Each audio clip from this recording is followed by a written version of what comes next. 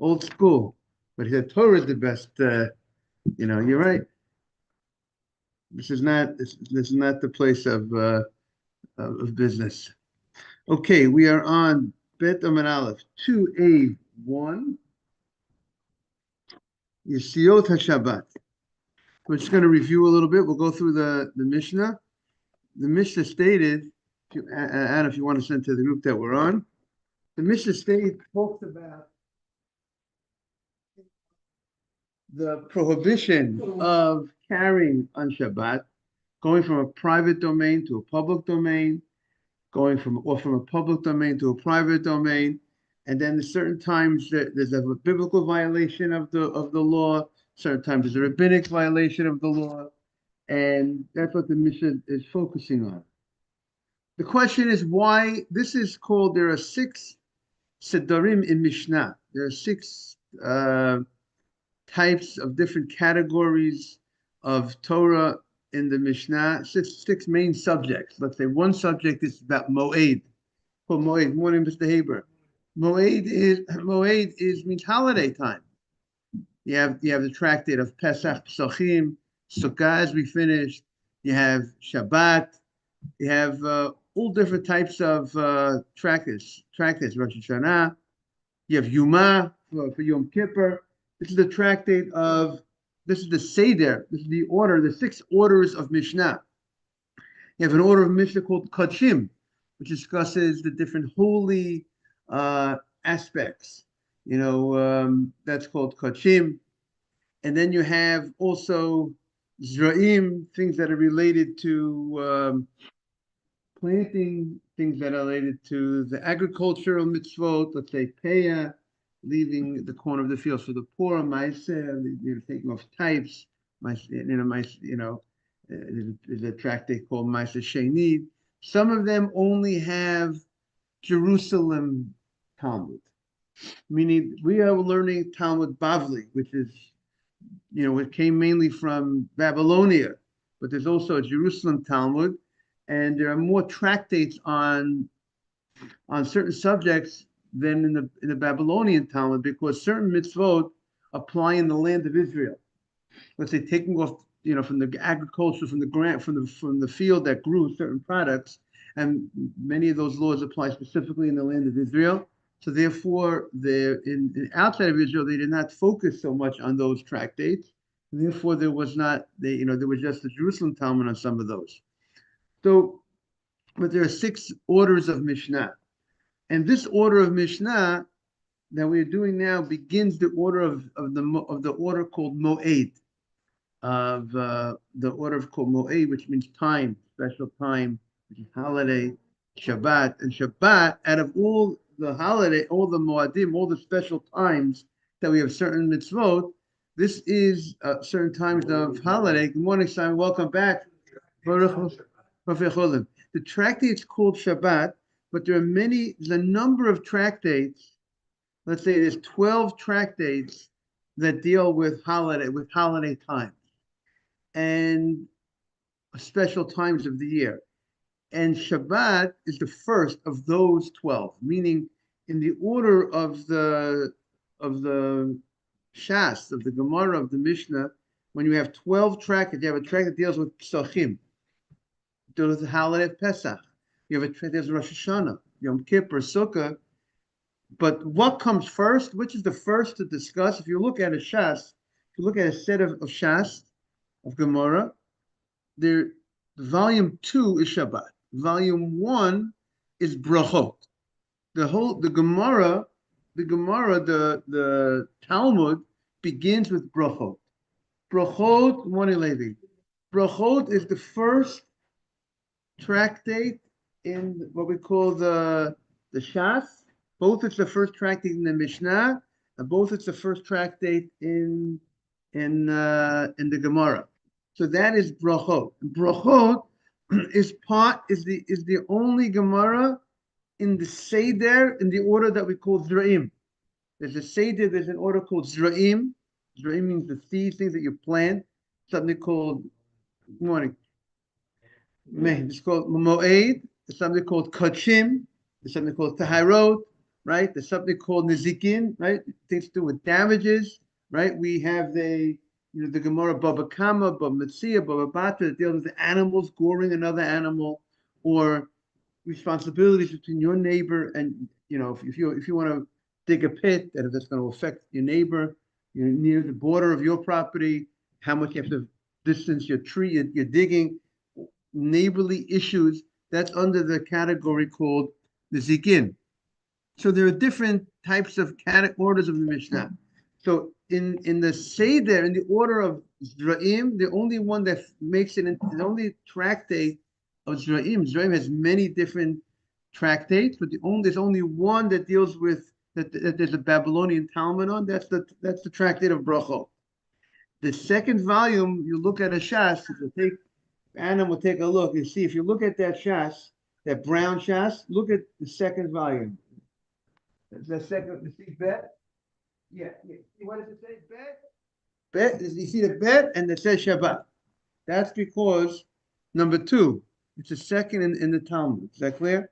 But it's the first of the order. Morning, Ralph. Morning, Rabbi. Good to see you. It's the first of the order of Moed. And why does Shabbat? There's many holidays. There's Pesach, there's Sukkot, Morning, Murray. So why does Shabbat, why is that the first? So why is it the first? So one reason is given, the Rambam says, well, Shabbat happens all the time, every week. How often does Rosh Hashanah come out? Once a year. Yom Kippur is once a year. Sukkot is one time of the year. Because of the frequency of this mitzvah, so it made it as the first because of the frequency. And also, when the Torah talks about the holidays, Elam Mikroi Kodesh, when the Torah introduces the different special times of the year that we are that we have to celebrate, that there's certain restrictions of malacha, that we can't do certain types of work. The first one that's listed says Mikroi Kodesh, which is listed first, Shabbat. I'll talk about other holidays, talk about Pesach, Sukkot, Shavuot, all the holidays. But the first one that's listed as the holy time is Shabbat.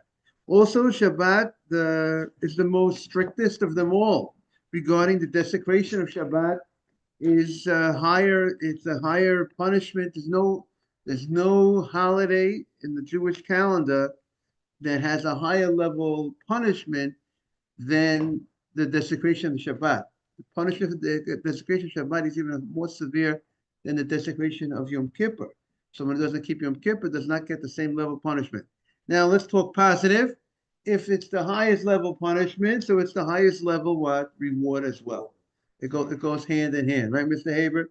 And therefore, when you keep the Shabbat, the reward is tremendous. So that's some of the reasons why Shabbat is number 1. You know, who's number 1, right?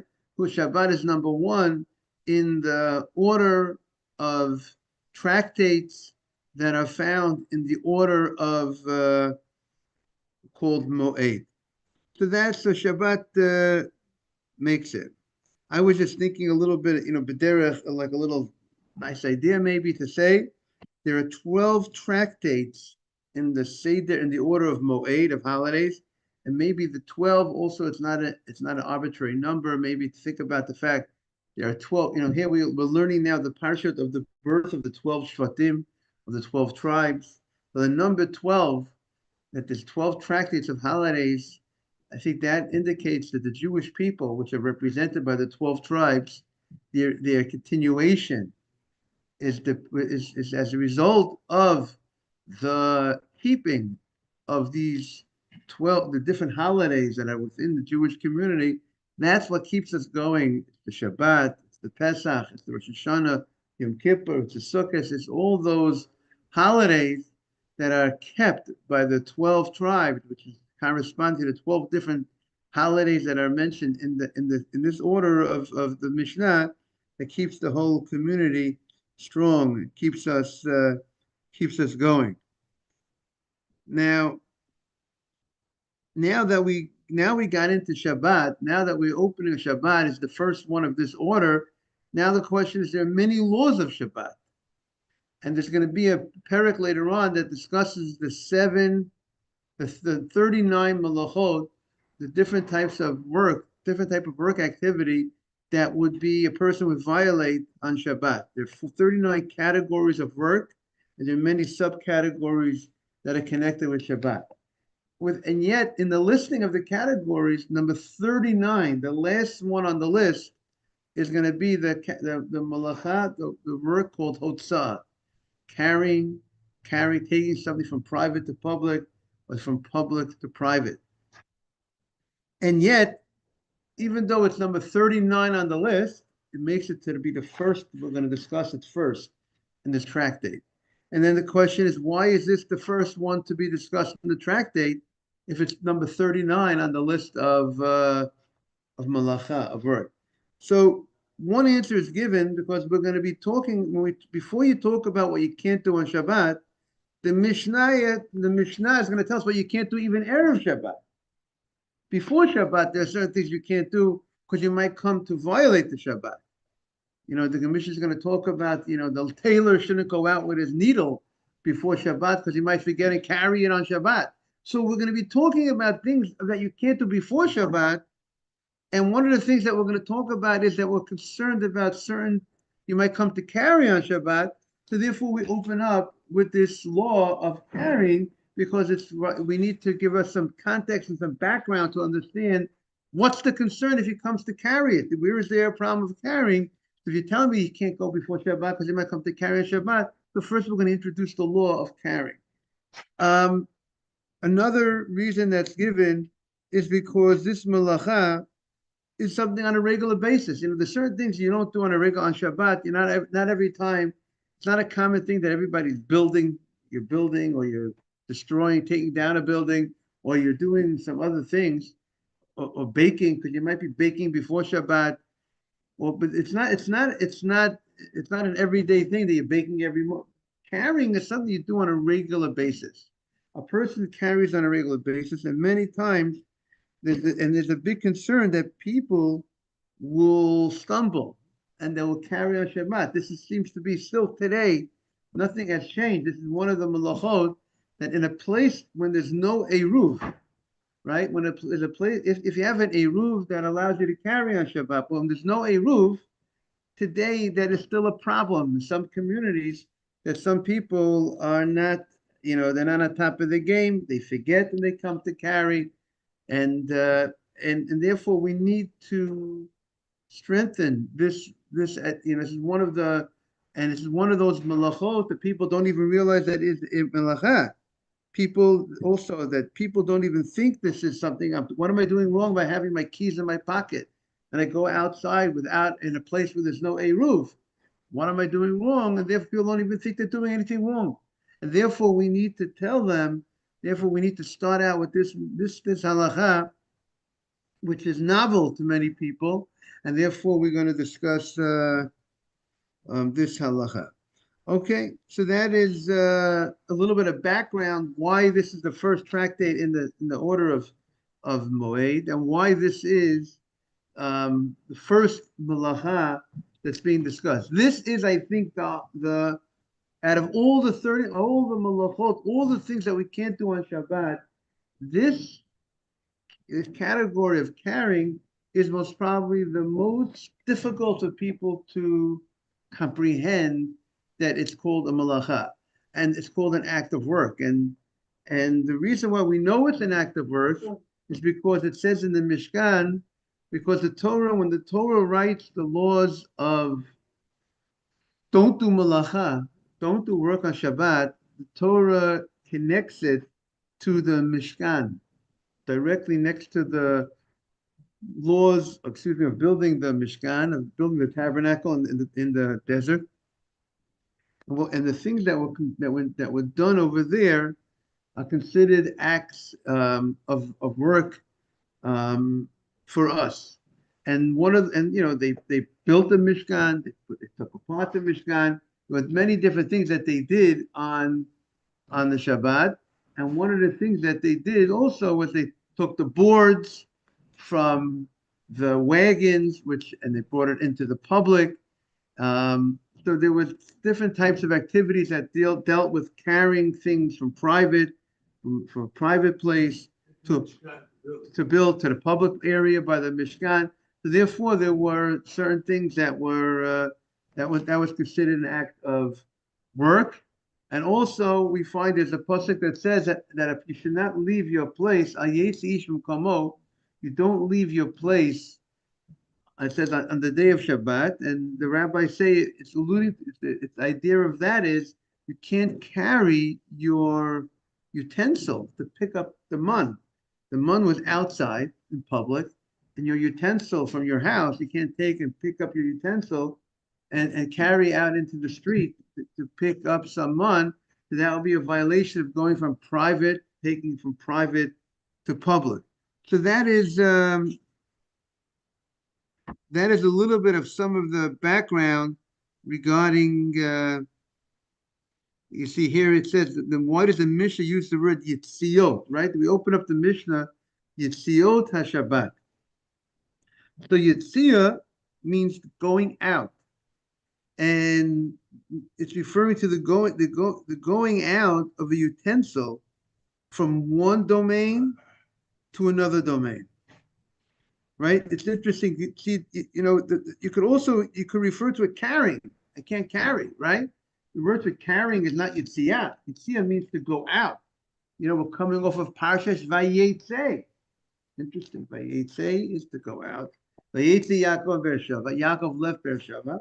So here also we are learning the Yitziot, the going out. So why is the Torah referring to the carrying, the act of carrying from private to public or public to private as the word of going out, right? So you could go out of your house without carrying anything. So why does the Mishnah refer to this act of work as going out? Yitziot Shabbat, because it's based on the verse on the pasuk that says, "Don't go out from your house on the seventh day," which it doesn't mean don't go out from your house. You're allowed to leave your house. It means you can't go out carrying with something from your tent, which is a private area, to a public area when you have in your hand a utensil to collect the mun, to collect the manna, the special food called the mun. So that is a little background. So now the Mishnah states, Yitziot HaShabbat, a little review for some of us that were here on Friday. Yitziot HaShabbat, the going out on Shabbat, Shtayim Shein Arba Bifnim. There are two cases that are biblical that a person could violate the Torah for carrying from private to public for the guy that is standing on the inside. That means that we'll call the guy on the inside is called the Bal HaBayit, the owner of the house. The guy on the outside is called what? Right, David? The Ani. The poor man that's the usual situation. The poor man's outside. He's coming to collect some bread. The guy's coming to collect some money. Today they collect money. In the old days they collected bread. And the guy on the inside is the Bal HaBayit. Not necessarily he's rich, but he's the owner of a house. The poor man might not even have a house. He might be homeless. But now the guy on the inside, and we're talking they're both Jews. Good morning, Asaf. So the guy on the inside could violate the Torah. We're doing French.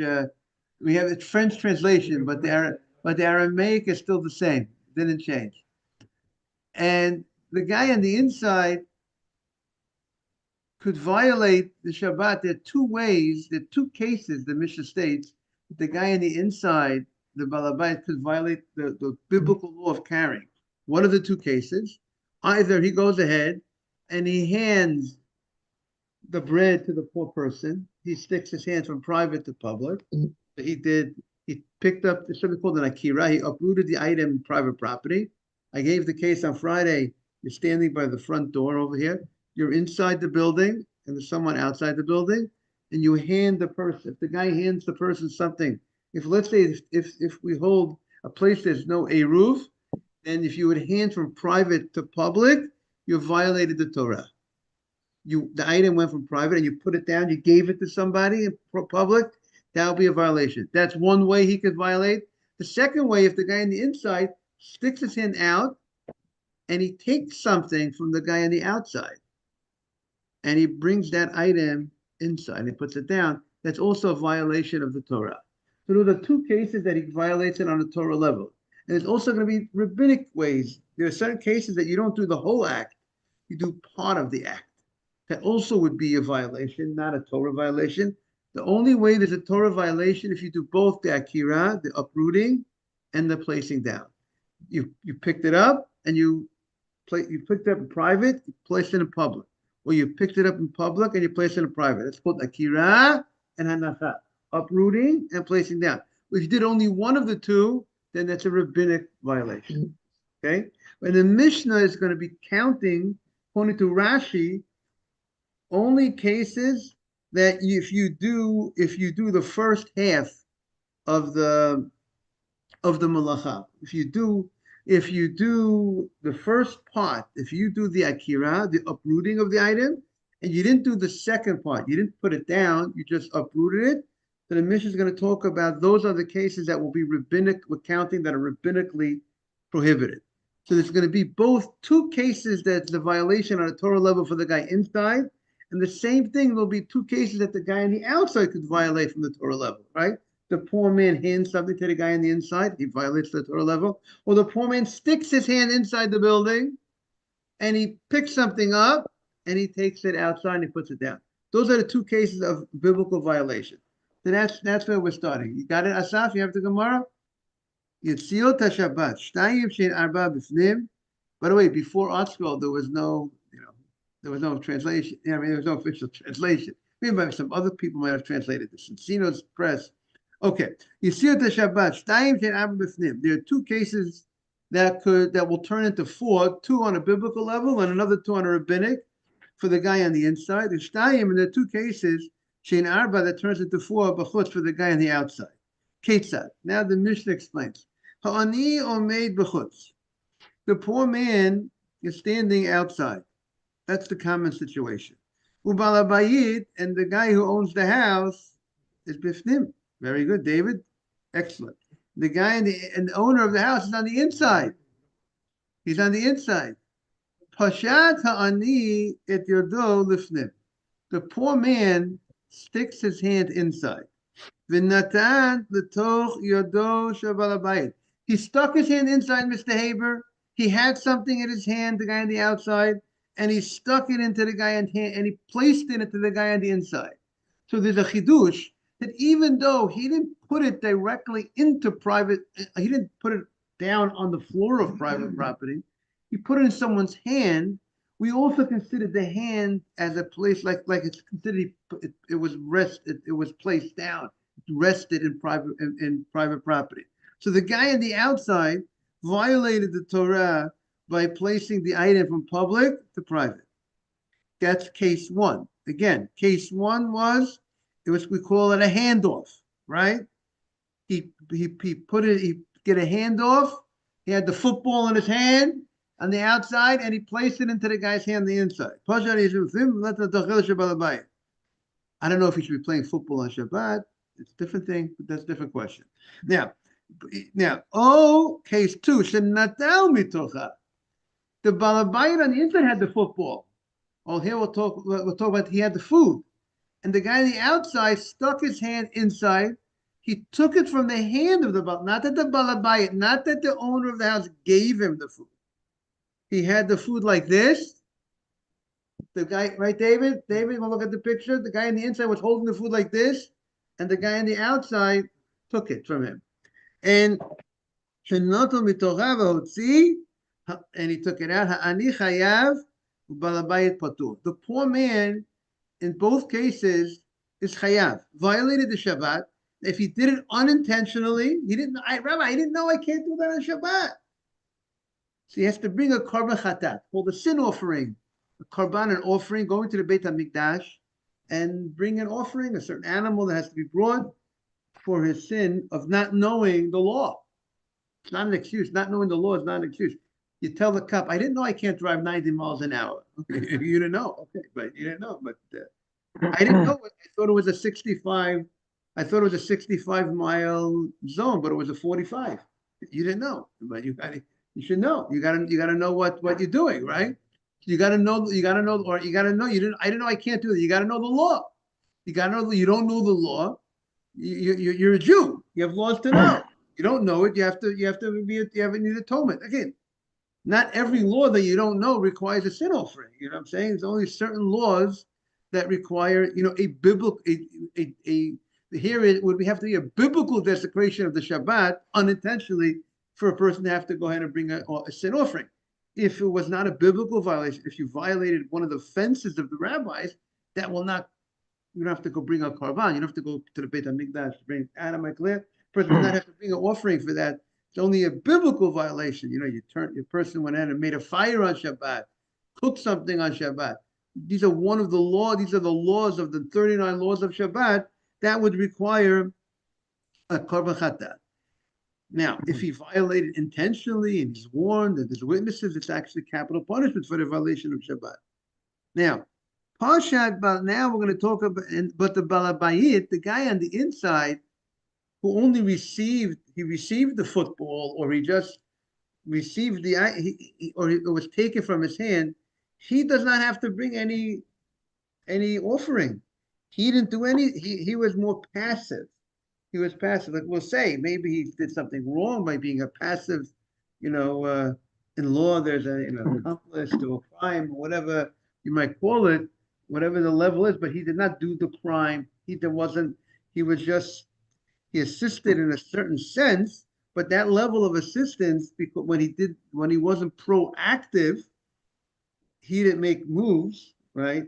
He didn't make the move. The other guy made the move, but he was involved. So maybe he is doing something wrong in assisting, but it's not regarding. But he wasn't proactive in this in any way. So he's not going to have to go to the Beit HaMikdash. Rabbi, how does it work if it's a non-Jew on the outside on Shabbat? Right, that's a very good question. So the non-Jew on the outside on Shabbat, so the guy on the inside, you can't give to the non-Jew, because it should not be any difference if you give to a Jew on the outside or you give to a non-Jew on the outside. It should be the biblical prohibition of. What if it's the other way around?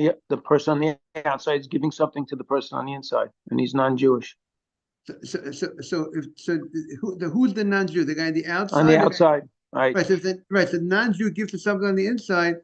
So that's a good point. So I presume on a rabbinic level, I presume that there might be a rabbinic problem that if you go ahead and you receive it on the inside, I wonder maybe you might come to maybe you'll take from a Jew who's on the outside and giving it to you on the inside, right?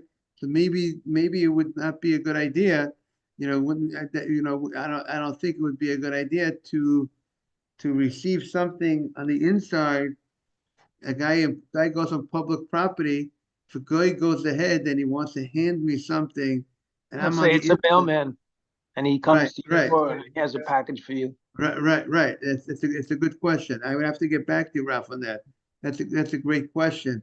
By the way, we have most of you in the room. I want to just get back, Ralph. We once discussed, on Rosh Hashanah. So I got my homework to do, Ralph, on that. It's a good question.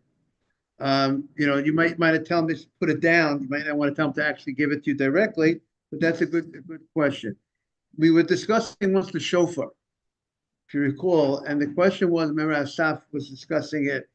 The Gemara says the violation of the mitzvah of shofar has to be done the way it grows from the head of the animal.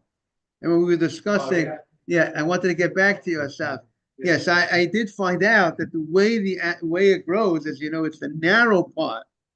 It's that small part. The way we actually do the shofar says you have to blow the shofar the way it naturally walks. Naturally, the animal so it goes from narrow to wide. Just like the way we blow the shofar, we have the narrow part on the bottom in the mouth and the larger part on the end.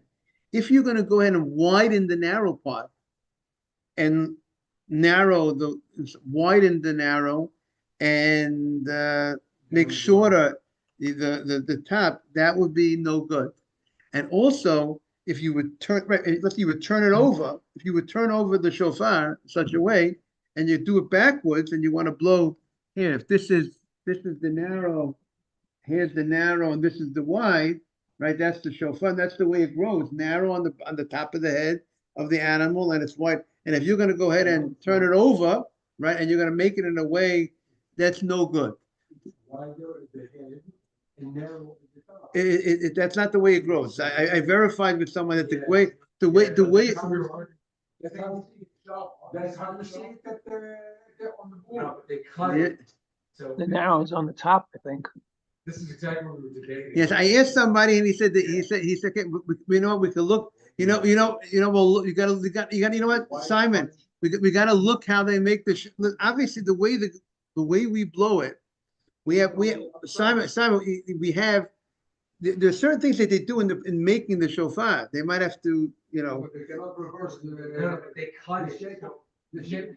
even if The it's wide part is grow on his head. The Right. thin part is on the top. Those That's are right. the whole of the bull. okay, we're gonna have to. So we're gonna have to go. We're gonna have to Another question. revisit. We're gonna have to revisit. Let's go to Google. Yeah, you're gonna go. Go to see how the. Yeah, how the ball looks like. How it looks like and how it grows. Okay, we'll have to do more. We have to do more research on it. Okay, we were discussing. What we're city boys over here, everybody. We're city boys. We have to go. We have to go. Rabbi, I got deer in my backyard, so I can tell. We got city boys, and we got to look at. Also, we got to see how they make the shofar. But that's then Simon. After you look at that, we got to see how they make the shofar. Okay, let's see how it is, Simon. Good morning. Okay, so the Gemara now says, Pashat back in the Mishnah. Pashat balabayit et yodo l'chut. If the balabayit, he's the man on the inside, and if he stretches his hands outside, right? We are now on in the French. We are 2A. Okay, the first we are now 2A2. Pashat balabayit, top of the page. 2A2. Pashat balabayit. If the balabayit stretch his hands at Yodolachot, he stretches his hand outside. So what do you see on the Google? We're learning Masechta Shabbat. Welcome. And we're talking about the prohibition. Remind me your first name again. Manuel. You got it right? So Manuel. Yeah. So we're learning about the prohibition. Let's make sure you say Birkat Torah before the learning. We're talking about the prohibition of carrying on Shabbat. Not allowed to carry from private to public domain, from a public domain to private domain. The Mishnah is discussing different type of cases of one person being on the outside and one person being on the inside, one guy handing to the other guy. The guy on the inside handing to the guy on the outside, the guy on the outside handing to the guy on the inside. And the one who's doing both the akira, the uprooting of the item, and the placing down of the item. He has to do, if he does both, then he violates the Torah. If he uproots and he takes from private property, places in public property, or he uproots from public property, places in private property. Adam, is that clear? That is the Manuel. Is that clear? That is the biblical prohibition of carrying on Shabbat, taking something. It's called hotza'ah, going out, an item out from its domain to another domain. But there are specific domains that needs to go from in order for it to be a biblical prohibition. Private domain to a public domain, or public domain to private domain. That is the cases of biblical prohibition. Then there are other domains that are not considered a Torah level problem, but they'll be rabbinic level problems. So that we're going to see more about those domains. But the Mishnah is now focusing on the domains that will be a biblical Torah level prohibition, which carries with it, if it's done unintentionally, a sin offering that has to be brought for violating the Shabbat. So now the Mishnah is going on the case of the balabayit, the guy on the inside, the guy who owns the house. He's giving the bread to the poor person. If he was poshet balabayit l'chutz, if he took him, Mr. Haber, from the inside and he gave the bread, he was right by the door over here. He was inside the building. Morning, Jack. And he went out and he handed to the guy on the outside. So he handed the bread. He violated the what? Right, Simon? He violated the Shabbat. If he gives the bread from the inside, he hands it to the guy on the what? On the outside. Similarly, Oshanatam mitocha. If the guy on the inside, the poor man had on the outside, he had something on the outside.